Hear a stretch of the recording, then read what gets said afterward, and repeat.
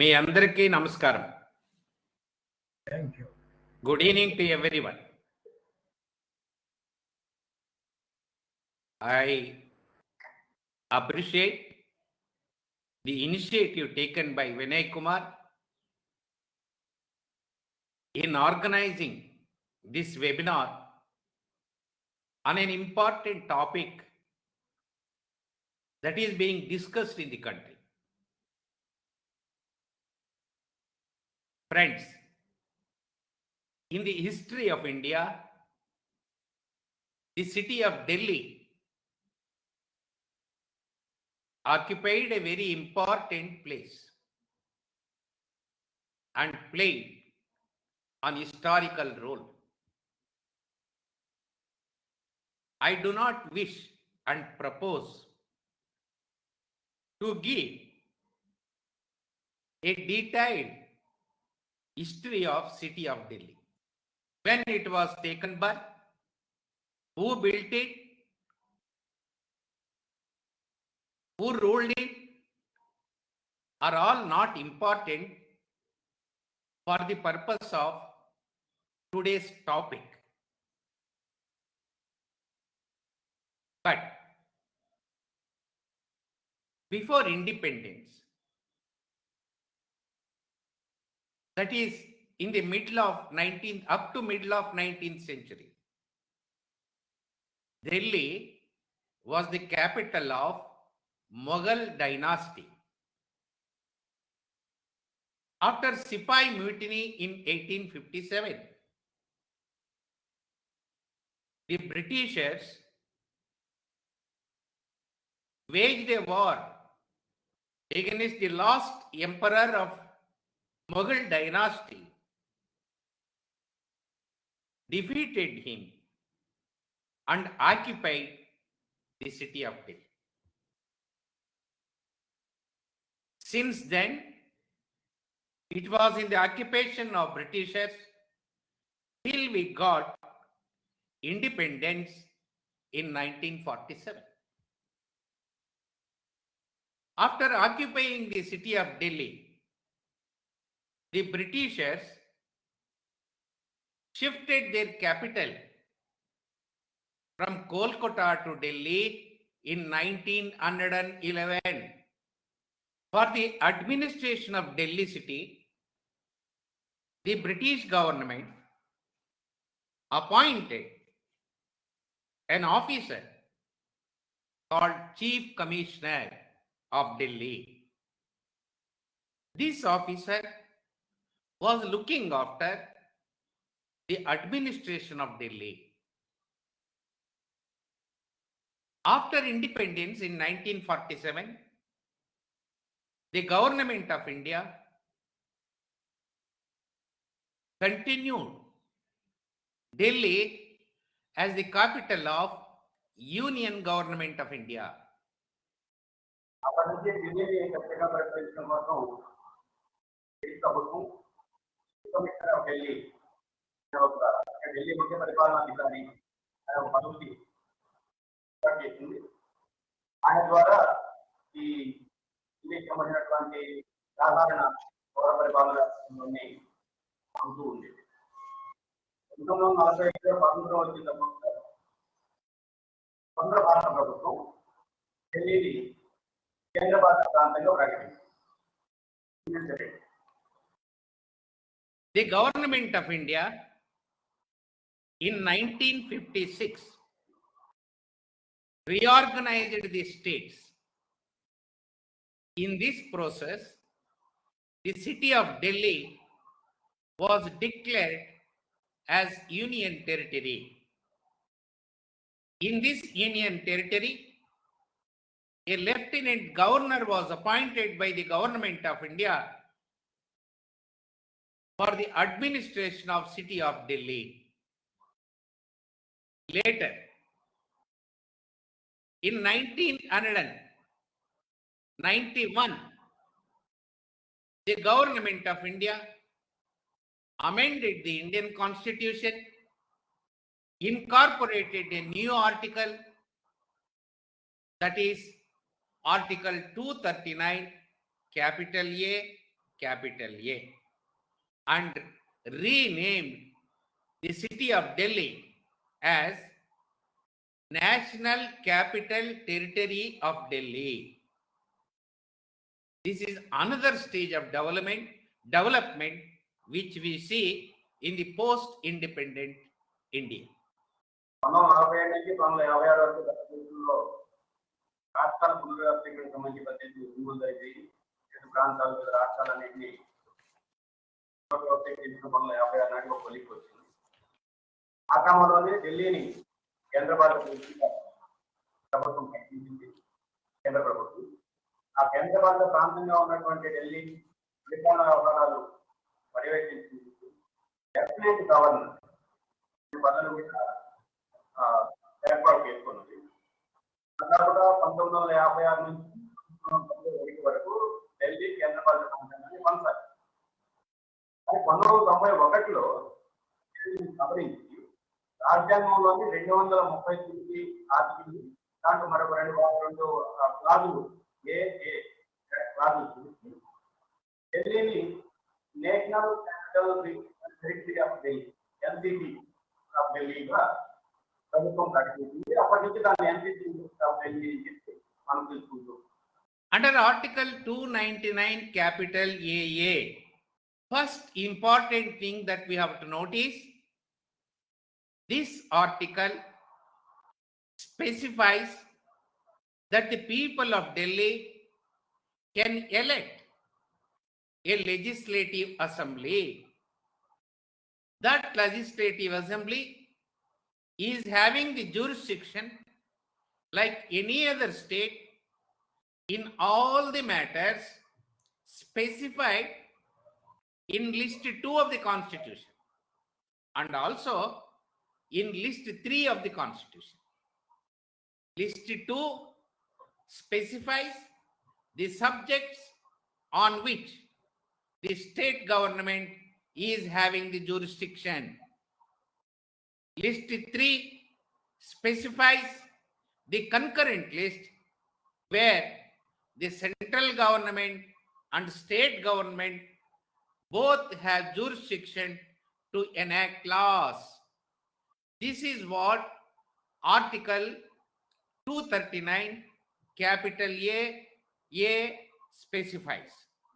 Another important thing that we have to notice in this article is exception is created. Security of people, police and land relations are all retained by the union government.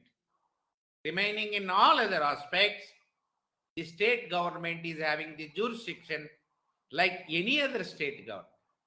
This is the important development that we see in 1991 amendment to the constitution by incorporating Article 239 AA. రాజ్యాంగంలో సవరణ ప్రకారం 239 ఆర్టికల్ని సవరించినప్పుడు ఒక ప్రత్యేకమైనటువంటి సందర్భం, ముఖ్యమైనటువంటి సందర్భం. అప్పటి వరకు పరిపాలన బాధ్యతలన్నీ లెఫ్టినెంట్ గవర్నర్ ఆధ్వర్యంలో జరిగేది.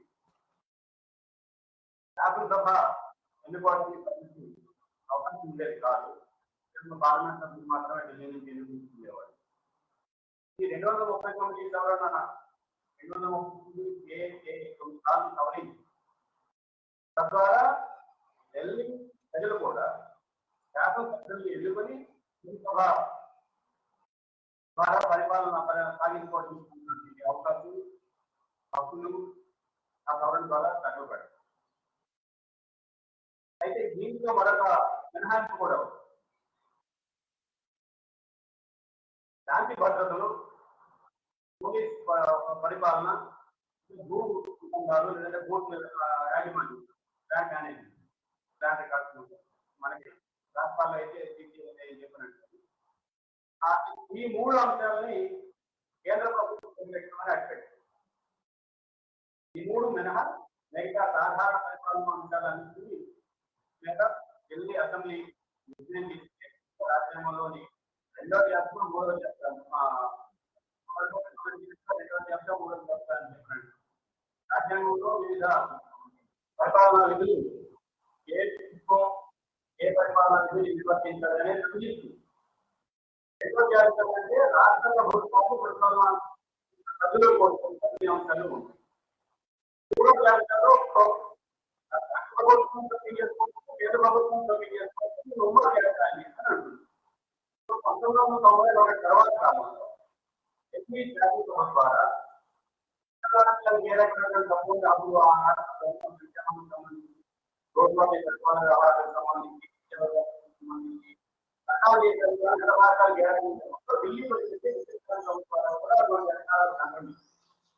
here we have to notice one important thing. That is, as I told you, central government and also the state government is having the jurisdiction and power to enact legislation on the subjects specified in concurrent list. In such a situation, if there is a conflict between the law enacted by the central government and the law enacted by the state government, in such a conflicting situation, the Supreme Court ruled that it is the central law that prevails over the state law. This clarification that I am giving insofar as concurrent list subjects are concerned. Because of this amendment, in 1991, state legislature was elected and there was no conflict, there was no much differences between the government of Delhi and the union government till 2015. Though there were certain small differences, they were all thrashed, solved, and they did not become prominent. They did not become a legal impediment for the proper and regular governance and administration of city of Delhi between 1991 and 2015. 2015. 1991 నుంచి 2015 అప్పుడు ఢిల్లీ ప్రభుత్వం రూపొందించే చట్టాలు అనుసరించే విధానాలు దీనికి సంబంధించి కేంద్ర ప్రభుత్వం రూపొందించే చట్టాలు అనుసరించే విధానాలకు సంబంధించి పెద్దగా భిన్నాభిప్రాయాలు రాజకీయపరమైనటువంటి భిన్నాభిప్రాయాలు కానీ పరిపాలనపరమైన కానీ న్యాయపరమైనటువంటి సమస్యలు లేవు. కాపీగా చిన్న చిన్న రాజకీయ పార్టీ మధ్య ఉండే తేడాలు కూడా ఉన్నాయి. కానీ ఈ స్థాయికి అది విజృంభించింది. 2000 మధ్యకాలం వరకు 32 పరిణామాన్ని కూడా ఢిల్లీకి సంబంధించి అధికారాల విషయంలో వివాదం ఏర్పడినప్పుడు మొదట చెప్పుకున్నట్టుగా ఉమ్మడి జాబితాలో ఉన్నటువంటి అంశాలపైన రాష్ట్ర ప్రభుత్వం చట్టం చేయొచ్చు, కేంద్ర ప్రభుత్వం చట్టం చేయొచ్చు. అటువంటిప్పుడు ఒకే అంశం మీద 2 చట్టాలు ఉంటాయి. ఏ చట్టం ఆధారంగా పరిపాలన సాగాలి, ఎవరికి అన్న న్యాయపరమైనటువంటి సందేహం లేదు. సుప్రీం కోర్టులో తీర్పు డైరెక్షన్ దాని ప్రకారం కేంద్ర ప్రభుత్వం రూపొందించినటువంటి ఫైనల్, రాష్ట్ర ప్రభుత్వం రూపొందించినటువంటి చట్టం కూడా కేంద్ర ప్రభుత్వం రూపొందించిన లోబడి ఉమ్మడి జాబితాలో ఉన్న అంశాల వరకు ఈ పరిపాలన సాగాలి, అమలు సాగాలి అంటే ఒక డైరెక్టివ్. అనంతరం దాదాపు 2015 వరకు విభేదిస్తున్నటువంటి కేంద్ర రాష్ట్ర ప్రభుత్వాల మధ్య విభేదించే అంశాలు లేవు. ట్రాఫిక్ అనే పరిపాలన సాగుతుంది. In 2015, a peculiar situation arose. In Delhi, the capital of India, BJP political party came to the power and occupied the union government. At the same time, in Delhi, the state legislature was under the control of Aam Aadmi Party, AAP. Between the union government and the state government, the conflicting interests were growing day by day between BJP and AAP. In such a situation, in 2015, the union government issued an ordinance. This ordinance is important for the purpose of today's discussion. This ordinance empowers the Lieutenant Governor of Delhi to have ultimate control on the services, appointment officers, transfer of officers, promotion of officers, demotion of officers, suspension of officers, dismissal of officers, like this, on all the service conditions of Delhi employees came to be vested with the lieutenant governor and not the elected governor. This ordinance became the starting point of the conflict between union government and Delhi government. 2015 వరకు ఉన్నటువంటి మనం మాట్లాడుతున్నాం. 2015లో ఒక ముఖ్యమైనటువంటి కేంద్ర ప్రభుత్వంలో 2014 BJP అధికారానికి వచ్చింది. 2015లో అప్పటికి ఢిల్లీలో రాష్ట్ర ప్రభుత్వంలో ఈ రెండు రాజకీయ పక్షాల మధ్య ఉన్నటువంటి విభేదాలు చాలా సమస్యలకి ఆ సందర్భంలో 2015లో కేంద్ర ప్రభుత్వం ఒక ఆర్డినెన్స్ ఈరోజు మనం చర్చించబోయే అంశానికి ముఖ్యమైనటువంటి కొనాలి. ఆ ఆర్డినెన్స్ ఏం చెప్పారు? ఢిల్లీకి సంబంధించినటువంటి ఉద్యోగుల నియామకం కానీ పదోన్నతులు కానీ విజయం కానీ కానీ మరొక మొత్తం కావాలి. ఈ మొత్తానికి ఈ విషయంలో ఫైనల్ దానికి బీజేపీ చెప్తుంది.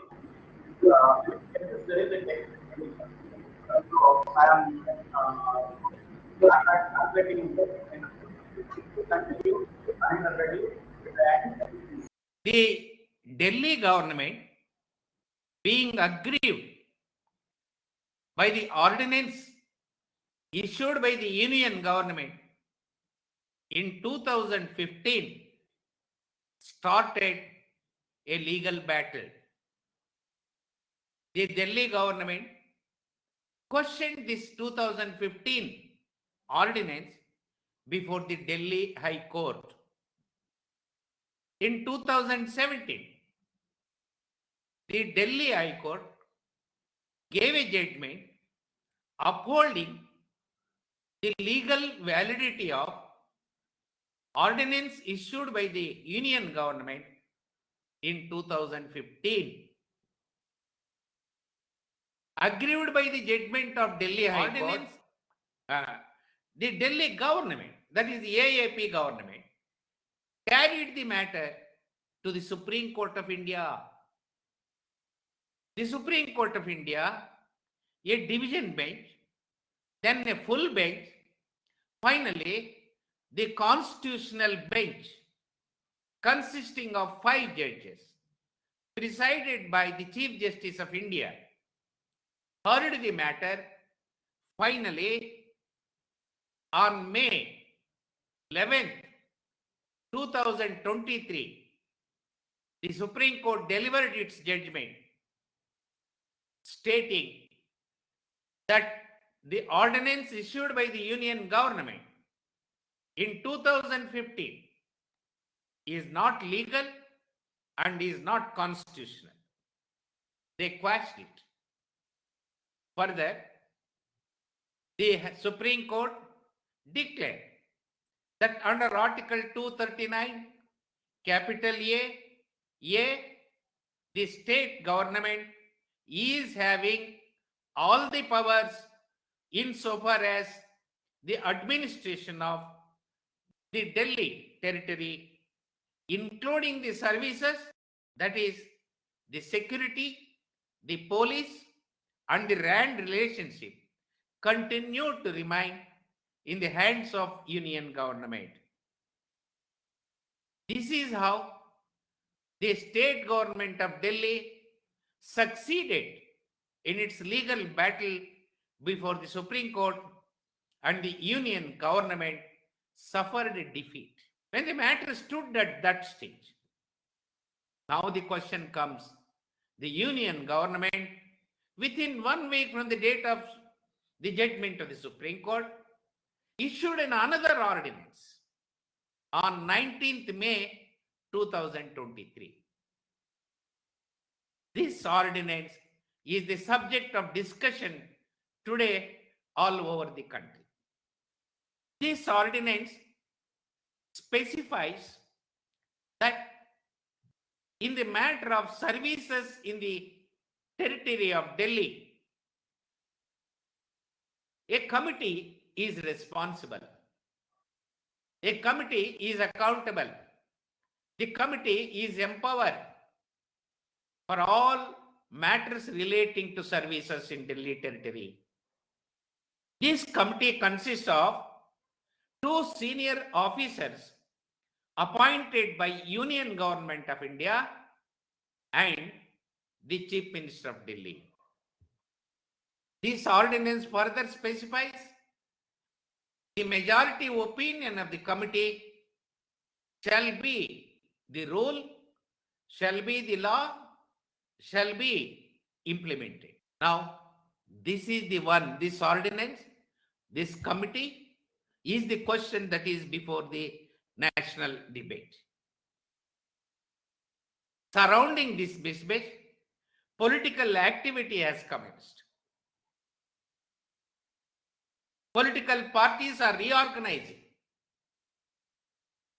I don't want to go into the unity of the political parties, reorganization of political parties, and opinion of political parties on this issue.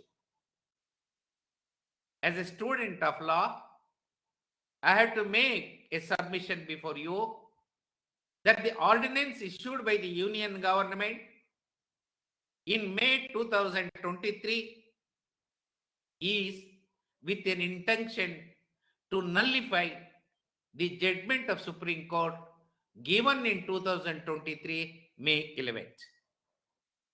This is unacceptable. This shows that Union government has no respect for the judiciary in the country. We all know for the last several years, we are seeing that Union government is making attempt after attempt to gain control over the Indian judiciary. In the matter of appointment of judges, promotion of judges, transfer of judges, the attitude of the Union government is a reflection that they have to gain control over the judiciary. You have also seen that judges, on the basis of quid pro quo, gave appointments after their retirement. It is not on the basis of merit. It is not on the basis of seniority. It is not on the basis of any recommendations by the Supreme. Pure on political measure, political interest, the post-retirement of jet is being decided. We have also seen the statement made by the Vice President of India and the former Union Law Minister. Time and again, their statements undermine majesty and dignity of independence of judiciary. Now, this ordinance is an attempt in this direction, disrespecting the Indian judiciary, and the intention is to nullify the judgment of the Supreme Court, which was in favor of the Delhi government. Therefore, looking either legally or morally, this is unacceptable. Second, when parliament session is going on, the matter should have been brought before the parliament. Where was the need for promulgating a ordinance?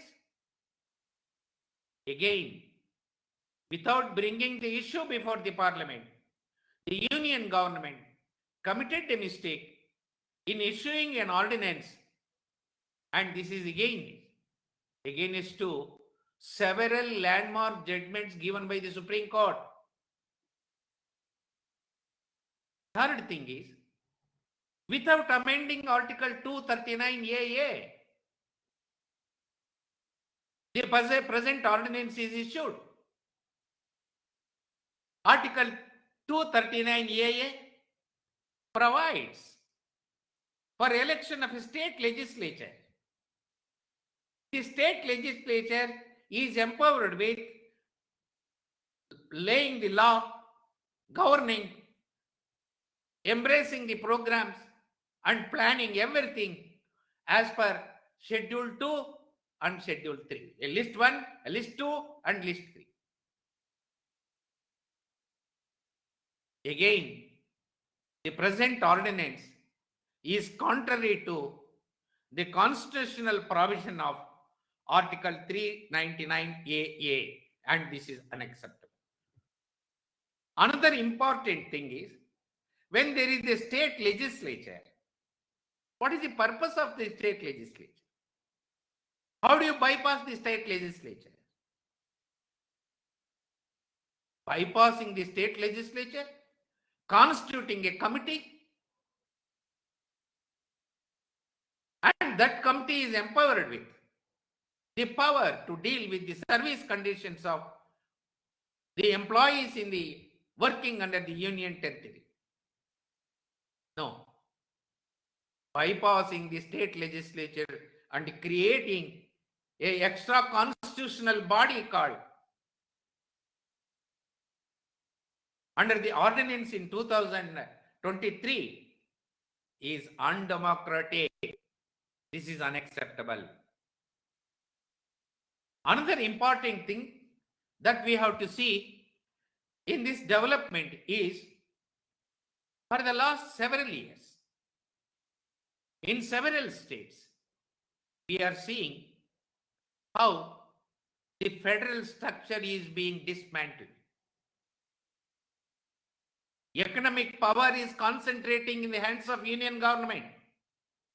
Political power is concentrating in the union government. State legislatures are bypassed. All these developments reflects that the present union government has no belief in the federal structure of India. If federal structure of India is demolished, then there will be no India. This I have made it clear several times. Governors in some of the states are acting as political party agents of union government. That we have seen in Kerala, Tamil Nadu, Telangana, West Bengal, and many other states in the country. This is how the very federal structure, which is one of the basic features of the Indian Constitution, is being dismantled. The present ordinance is an attempt in this direction. Therefore, looking from any angle, the present ordinance is unsustainable in law. It is unconstitutional, undemocratic, anti-judiciary, anti-federalism. This is unacceptable. This should not be allowed to go. This is the time where the parliamentarians express their wisdom, come together, defeat the ordinance when it is presented before the parliament. I am hope and confident that if this ordinance is challenged before the court of law, it will not stand the scrutiny of judiciary. I am of the opinion that the union government will suffer a miserable defeat before the court of law if this ordinance is challenged. I hope that the government of Delhi will definitely challenge this before the Supreme Court of India. Further, what happened to Delhi in today's ordinance may happen to any other state government tomorrow. Why only in Delhi? They can extend it to any state in the country. In such a situation, the very principles of democracy on which we have built this country and the institutions that we have built, the rights that we have given, the reforms that we have brought will all be ruined. Therefore, this is the time where the country, as one voice, the people of this country protest against this ordinance and save the constitution, save the democracy, and save the independence of judiciary and save the federal structure of India. With these words, I conclude and I thank Vinay Kumar and all his friends for providing this great opportunity to me to share few thoughts on the recent development of the ordinance issued by the Union government on 19th May 2023 relating to the service conditions in the territory of Delhi.